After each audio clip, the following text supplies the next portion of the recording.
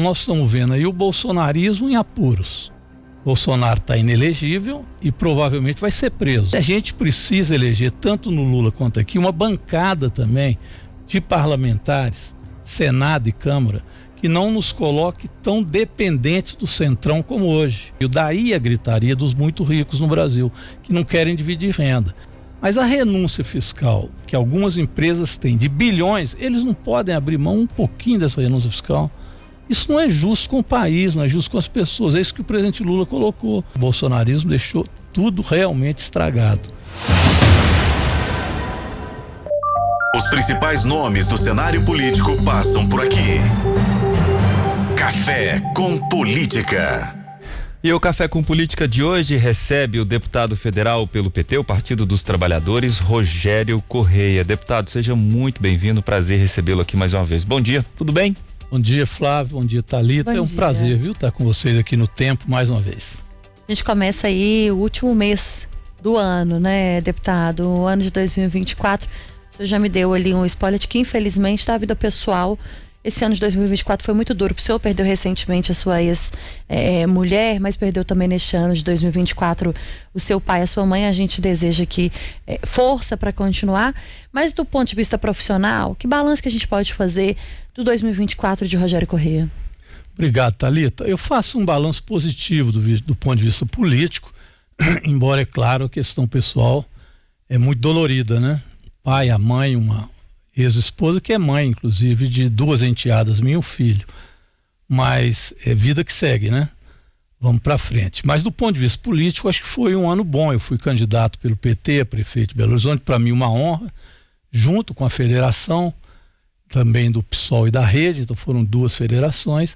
Tive uma votação insuficiente para ir para o segundo turno, uma derrota eleitoral, mas nós ampliamos bem a nossa bancada. Então a esquerda hoje, a centro-esquerda juntos, nós fizemos 25% da Câmara Municipal, incluindo aí as duas federações. O PDT são 10 vereadores. Então tivemos também um aumento bom e eu acho que estamos preparados para frente agora. Acho que o PT precisa pensar isso. Nós vamos ter agora um seminário para acertar os programas políticos e as nossas intervenções na conjuntura, mas estou muito animado também com o ano que vem e, claro, com o sucesso também que tem sido o governo Lula em vários pontos. E o senhor tocou num ponto interessante, né? O senhor falou a respeito do governo Lula e fazendo esse balanço, dentro da sua campanha, muitas pessoas apontavam a ausência, né? Se é que a gente pode dizer assim, do presidente Lula na sua campanha de maneira mais efetiva. E nessa reunião, neste encontro que vocês vão realizar, o senhor pretende cobrar o governo federal, pretende cobrar o presidente Lula para participar mais ativamente das discussões, das campanhas que são puro sangue, ou seja, do próprio partido? E para arrematar, o senhor acha que faltou um pouco mais de Lula presencialmente com o senhor na sua campanha? Eu acho que foi a tônica do primeiro turno, não foi só Belo Horizonte. O presidente no segundo turno foi às capitais onde não só o PT, mas os partidos aliados do governo foram ao segundo turno, onde foi possível, ele foi presente. Mas no primeiro turno era impossível ir a todos, mas o presidente gravou para mim, não há nenhum sinão a ser feito. E eu também utilizei o presidente Lula quase todos os dias da minha campanha, fazendo esse vínculo. Eu acho que aqui em Belo Horizonte nós fomos pegos pelo fenômeno do voto útil. Havia uma vontade muito grande de derrotar o bolsonarismo ou o zemismo. E eles estavam com dois candidatos fortes. Então alguém teria que ir do campo progressista fazer esse enfrentamento. Poderia ter sido eu, a Duda ou o Fuad. Neste caso foi o Fuad, que tinha uma aliança mais ao centro e à direita com a União Brasil. E além do PSD e o PSDB, mas no segundo turno nós fizemos uma opção também clara. Então acho que o primeiro turno tinha sim que ser disputado com as ideias e por isso nós fizemos essa grande bancada. Então acho que o presidente Lula ajudou também nisso e na nossa ligação, né? E eu como vice-líder do governo. E a conjuntura agora é a de 2026, né? Então o presidente Lula agora é quem é o carro-chefe da próxima campanha. Então nós temos que ter atenção para isso. A conjuntura está muito mexida, né? Então nós estamos vendo aí o bolsonarismo em apuros. Bolsonaro está inelegível e provavelmente vai ser preso. Aquele projeto de anistia não tem a menor chance de passar na Câmara de Deputados e Deputadas, principalmente depois dos últimos movimentos feitos pela Polícia Federal e o indiciamento dele. Então nós vimos que a tentativa de golpe, até tentativa de assassinato do vice-presidente da República, do presidente e do presidente do TSE estava posto. Então essa anistia caiu por água e a tendência é o Bolsonaro preso durante as eleições. Isso abre uma disputa no bolsonarismo que a gente precisa ficar atento. Hoje parece um campeonato de entreguismo, Thalita. É quem quer entregar mais. Se é o Zema, que é candidato aqui em Minas, ele quer entregar Copasa, Semigas, escola, eu quero entregar para o mercado tudo que puder. Aí o Tarcísio, não, eu já entreguei a minha em São Paulo, vou entregar mais ainda. Parece o Caiado querendo atacar MST, atacar todo mundo, dizendo que ele é mais à direita ainda. Tem o governador do Rio que fez uma reunião com o Bolsonaro e vários partidos, inclusive do Centrão, fazer, não, eu vou arrumar por aqui o campo para o Bolsonaro ser o nosso cabo eleitoral mais forte. E tem o Ratinho ainda no Paraná. Então, é um campeonato de entreguismo. Todos querem entregar empresas públicas e querem ser o queridinho do mercado.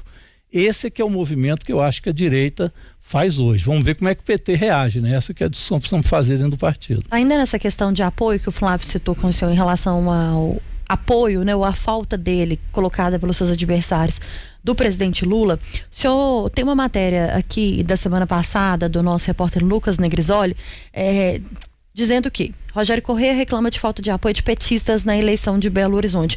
E uma crítica especificamente a Reginaldo Lopes, seu colega de partido, nessa falta de apoio ao senhor. Reginaldo Lopes, inclusive, que aparece ao lado do prefeito Fuad quando é confirmada a reeleição dele. Quando que o senhor percebeu que não teria esse apoio de um nome importante como o de Reginaldo, por exemplo? Esse é um erro político de um setor do PT. O Reginaldo talvez tenha sido o principal elemento deste erro político, eu considero. Se o PT não tivesse tido candidato em Belo Horizonte, nós teríamos um desastre eleitoral muito maior e o PT sumiria não só da capital como de Minas. Então foi importante na nossa avaliação ter o candidato. Mas eu, quando faço a crítica, não é nem pensando no passado, é no futuro. Eu tenho visto agora alguns, e o Reginaldo já declarou isso, que nós precisamos ir de qualquer jeito agora com o candidato do PSD. Mas nós não sabemos aonde vai o PSD de dado nessa altura do campeonato. Porque a extrema-direita é esse movimento, eles vão lançar alguém. Sabe-se lá se o filho do Bolsonaro ou esse que disputa esse entreguismo que eu disse. Para onde vai o chamado centro ou centrão? Para onde vai o PSD? Será que não poderá ir com Tarcísio? E aí você vê setores do PT já dizendo, não, nosso candidato do PT nós não teremos candidato. Nós já apoiaremos X ou Y em tal partido. Sem saber que os movimentos são esses, sem levar em consideração a necessidade de fortalecer o presidente Lula, de fortalecer um programa à esquerda nesse momento político e de se propor ganhar as eleições. Então, nós temos em Minas Gerais, eu vou citar 4 nomes de mulheres que são dentro do PT capazes de fazer o enfrentamento, tanto no Senado quanto no governo. Nós temos 2 prefeitas, a Marília Campos aqui de Contagem, teve uma excelente votação, ampliou inclusive a sua coligação. Nós temos a Margarida Idem, ampliou a coligação, ganhou no primeiro turno. Nós temos a ministra Macaé e nós temos o maior líder popular da educação, que é a Beatriz Cerqueira. Todas 4 em condições de fazer uma disputa nesse processo eleitoral. E o PT precisa ter uma proposta clara para enfrentar essa conjuntura, tanto do ponto de vista do Estado quanto do ponto de vista nacional. Então eu colocaria alguns pontos para que o partido pudesse, com estes nomes, buscar uma unidade. Mas aí me permite, deputado, te interromper um minutinho antes de eu colocar esses pontos que a gente sabe que são importantes.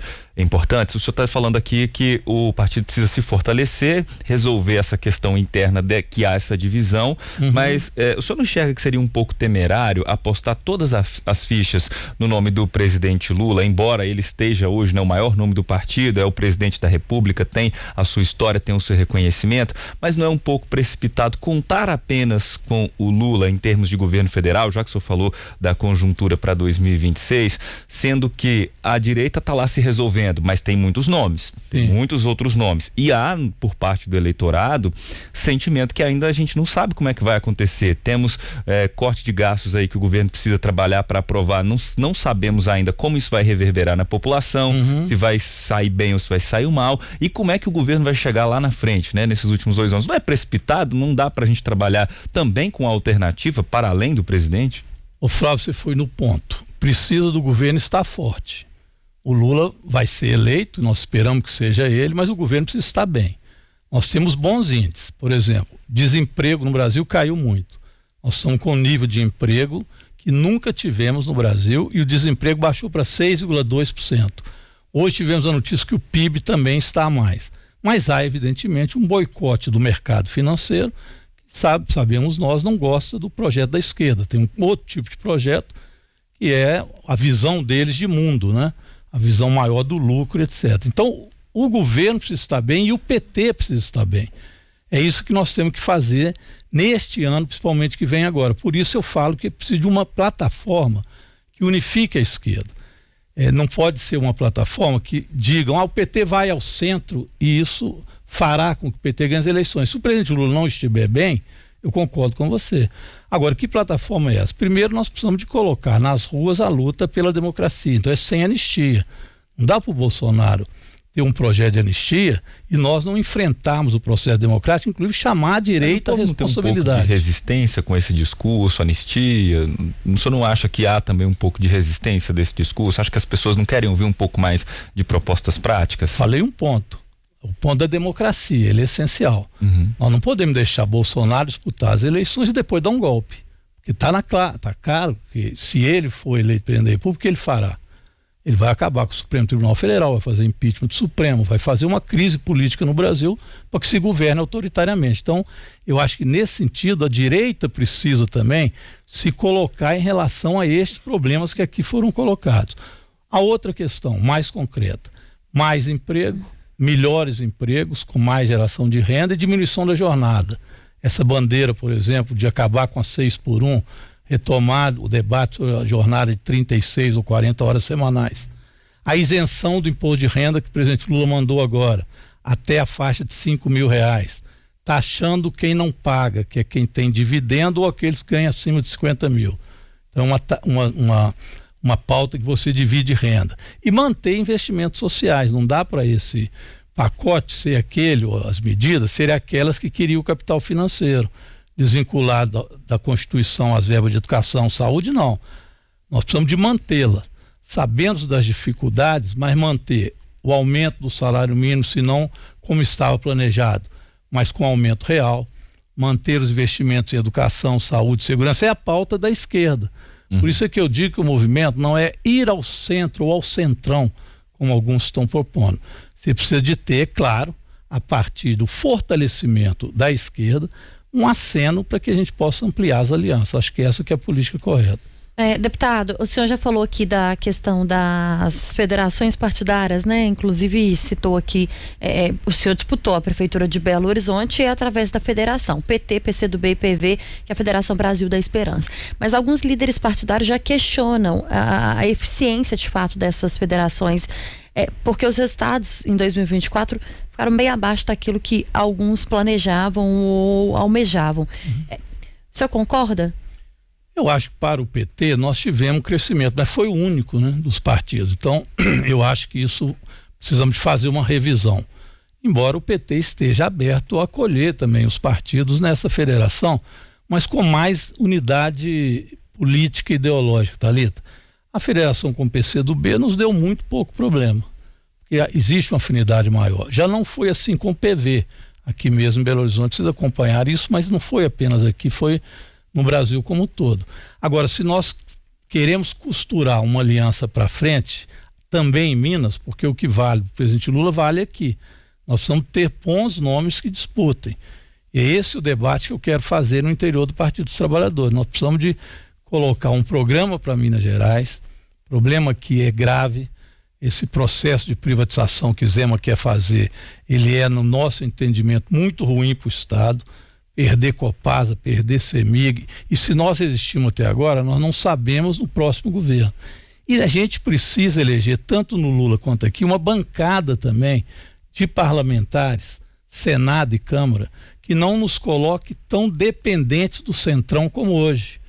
Então, ao você fazer uma estratégia, uma tática eleitoral, você tem que ver também o próximo governo, estando o governo do presidente Lula bem. E eu acho que ele vai chegar nas eleições em condições de vitória. Como que nós caminhamos para ter uma melhor correlação de força no Congresso e na sociedade? Esse é que é o papel do partido. Então o PT não pode ficar recuado do jeito que está e já propor que vai abrir mão, inclusive, de fazer a apresentação de suas propostas. O PT de Minas Gerais anda muito recuado nesse sentido, é preciso fazer um debate mais forte. Deputado, o partido hoje no Estado é um partido dividido? O problema não é nem de divisão, é de ideias. Porque eu sempre me prezo muito pelas ideias. Essas ideias têm que ser debatidas. O PT em Minas não está fazendo. Agora nós vamos abrir semana que vem, aliás, essa semana, um grande debate nacional, um seminário nacional do PT para fazer a avaliação de conjuntura, expor os diversos pensamentos que existem dentro do partido. Isso é muito efervescente. Mas eu vou cobrar que seja feito isso em Minas. Não dá para simplesmente ter interesses de grupos ou interesses de mandatos. Daqui a pouco você tem excelentes candidatas, como eu disse, alguém se lança candidato para não deixar ter candidato. Depois é candidato não ao governo, mas ao Senado, depois é a ministro. Sinceramente, isso filme nós já vimos, não dá certo. E demonstra, como o senhor disse, essa divergência de ideias, né? E ainda falando sobre divergência de ideias, a gente teve a apresentação do pacote de corte de gastos ali pelo ministro Fernando Haddad, e dentro de setores da própria esquerda, também até do PT, há muitas críticas.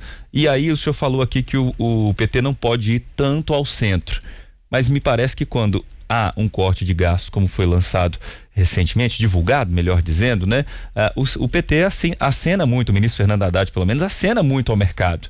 Não seria a hora também de voltar a olhar para a própria base do partido? Mas foi o que o presidente Lula fez. O presidente Lula não aceitou o pacote fiscal que o mercado queria. Por isso ele tem sido criticado. Basta pegar os editoriais dos jornais que se alinham mais ao mercado e você vai ver que eles criticam que as medidas foram insuficientes. Então nós estamos aumentando ainda o salário mínimo, menos do que gostaríamos, mas foi uma medida do presidente Lula. Tem que manter o crescimento do salário mínimo para que depois ele seja inclusive maior do que está sendo agora, mas vamos manter. O presidente vetou qualquer corte de gasto na Constituição que desvinculasse saúde e educação, como queria o mercado. Está bravo com isso, porque nós vamos manter os investimentos. O presidente Lula acenou com a isenção do imposto de renda até R$5.000. Isso é uma grande medida. E vai cobrar de quem ganha mais de 50 mil. Daí a gritaria dos muito ricos no Brasil, que não querem dividir renda. Então as medidas do presidente Lula, elas colocam a economia de 70 bilhões, porque você também não pode desconhecer a força do Congresso Nacional e do mercado dentro da conjuntura brasileira e até internacional, mas ao mesmo tempo você tem que fazer um equilíbrio que acene para a população brasileira, que é um governo de mudanças sociais.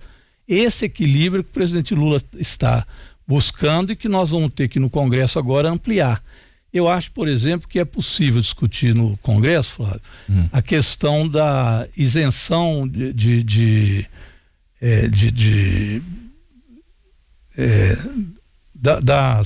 dos benefícios fiscais que foram dados a grandes setores empresariais. A gente chama de isenção mesmo, né? É o benefício. Renúncia fiscal. Renúncia fiscal, desculpe, o nome tinha fugido. A renúncia fiscal. Tem condições essa renúncia fiscal? Para você ter uma ideia, essa renúncia ela chega a quase 900 bilhões ao ano de renúncia fiscal para todos os setores. Só do agronegócio é em torno de 400 bilhões de renúncia fiscal, 300 e tantos bilhões. Aí só para o nosso ouvinte espectador entender, quando a gente está falando de renúncia fiscal, são impostos que não são arrecadados por algum motivo ou outro que é estabelecido pelo governo ou pelos governos, que isso não é uma exclusividade do governo federal, acontece também em estados, municípios, dependendo da situação. É muito grande essa renúncia fiscal. Então quando você fala, engraçado, a Bolsa Família, como eles queriam, eles querem que mexam. BPC, eles querem que desvincule o salário mínimo, são para os mais pobres. Mas a renúncia fiscal que algumas empresas têm de bilhões, eles não podem abrir mão um pouquinho dessa renúncia fiscal. Isso não é justo com o país, não é justo com as pessoas, é isso que o presidente Lula colocou. Então ele não quis fazer esse pacote, por isso a chiadeira. Aí o mercado reage boicotando o país. É o que o mercado está fazendo. Olha, o PIB está crescendo, o emprego cresceu, a inflação está com controle. Para que aumentar juros e aumentar o preço do dólar às alturas para desestabilizar o Brasil e ter inflação? Então é uma medida que o mercado faz sem disputar. Toda vez que o dólar sobe, o que o Banco Central faz? Ele compra dólar no mercado para você baixar o preço. Isso foi feito 200 vezes, é regra básica. Agora o Mercado Central não fez. Governo, né? Independente do governo. Agora o Campos Neto não fez. O Banco Central não fez. Ele deixou a deriva. Ele quer uma crise econômica para que o pacote, aí sim, seja um pacote extremamente neoliberal. O presidente Lula está comprando essa briga. Nós estamos com ele, do ponto de vista do PT. No nosso entendimento, poderia as medidas serem até, do ponto de vista do arcabouço fiscal no passado, nem terem sido colocadas. O governo pode fazer o seu controle a partir das políticas localizadas conforme a conjuntura econômica. Mas eles já amarraram o arcabouço fiscal, por isso o Lula teve que mexer agora. Esse arcabouço fiscal nós estamos respeitando, embora na época nós acenamos que ele traria, sim, condições adversas de crescimento econômico. Ainda bem que a aposta na Bolsa Família, nos programas sociais, aumenta a renda dos mais pobres, o valor do salário mínimo aumentando, isso retoma o crescimento. Então a crise acaba não vindo, em especial de emprego, né? Nós estamos tendo um aumento, felizmente. Deputado, olhando hoje para o governo federal, como que o senhor avalia a postura do governo federal em relação a Minas Gerais? É preciso que o presidente Lula olhe com mais carinho para o Estado? Bem, agora nós ganhamos uma ministra, né, no meio da campanha, que é a Macaé, tive com ela esses dias, e para a gente foi um aceno muito importante. Acho que é um reconhecimento de que o PT precisava mesmo ter também um ministério aqui. A Macaé tem feito um belo trabalho, vai poder nos ajudar muito nessa área. Nós temos também o ministro Alexandre, que faz um belo trabalho também, olha muito por Minas Gerais, é um ministro também muito empoderado, assim como a Macaé, e isso nos leva também a ter condições de aplicar uma política pública para o Estado. E o presidente nunca tem uma relação que seja de atritos, porque o outro governo é da oposição a ele. Então isso não existiu com o Zema. Acho que a recíproca não é verdadeira. Mas o presidente continua investindo. Nós vamos ter a 381, por exemplo, já anunciada, vai ser um importantíssimo crescimento aqui de Minas Gerais. Em Belo Horizonte já tem tratativas boas, dá boa notícia aí pro pessoal também, né? Do anel rodoviário, que é uma garantia que o prefeito pediu, estava no meu programa de governo também, fazer com que esse anel rodoviário seja municipalizado a partir das obras que o próprio governo federal faça. Nós vamos continuar construindo as obras lá no aeroporto Carlos Prates. Então eu acho que do ponto de vista de BH também, muitos investimentos vão poder ser feitos pelo governo Lula. Eu acho que se prepara também agora para os 2 últimos anos ser os anos da entrega, né? Visto que a gente conseguiu arrumar a casa, e não é fácil, viu? O bolsonarismo deixou tudo realmente estragado, tanto do ponto de vista da democracia quanto de investimento. É difícil você saber o que ele fez, por exemplo, por Minas Gerais. Quando você pergunta, ninguém responde. Em Belo Horizonte, o próprio prefeito dizia, né? Não havia absolutamente nada. Então, acho que vamos caminhando, né? E tem um detalhe também que eu acho que a gente pode destacar. O senhor falou dessa relação aí do presidente com o governador de Minas Gerais, Romeu Zema. O senhor acha que ele tem dificultado os acessos aos benefícios que o governo eventualmente poderia mandar para o Estado? Não, os benefícios vêm. Agora o governador não corre atrás, né? Não apresenta projetos importantes. Tem outros estados que os governos se empenham em trazer esse projeto muito mais do que o governo aqui. E muitas vezes o empenho do governador é o contrário. Ele poderia estar trabalhando para melhorar a Copasa e a CEMIG. Ele trabalha para vender. Não é esse o programa do governo federal. Não é fazer privatizações de empresas públicas que são estratégicas, como é o caso de Copasa e CEMIG. Então, o problema é que o programa de governo do Zema, ele é muito contraditório com o programa de crescimento econômico do presidente Lula. O dele é do mercado, a retração, a venda, falta de investimento. Essa questão do IPSENG, a Assembleia Legislativa está lá, o nosso povo reagindo, tentando resistir. Ele vai dar um fim praticamente ao IPSENG, que é um instituto importante para os servidores públicos. Essa questão que o Rodrigo Pacheco, presidente do Senado, colocou para resolver o problema da dívida aqui, de outra maneira, o Zema quer fazer através da recuperação fiscal, que não deu certo no Rio de Janeiro, não é pauta de nenhum outro estado, e ele pretende fazer no sentido também de levar um processo privatizante. Então é bem distinta a relação de programas, né?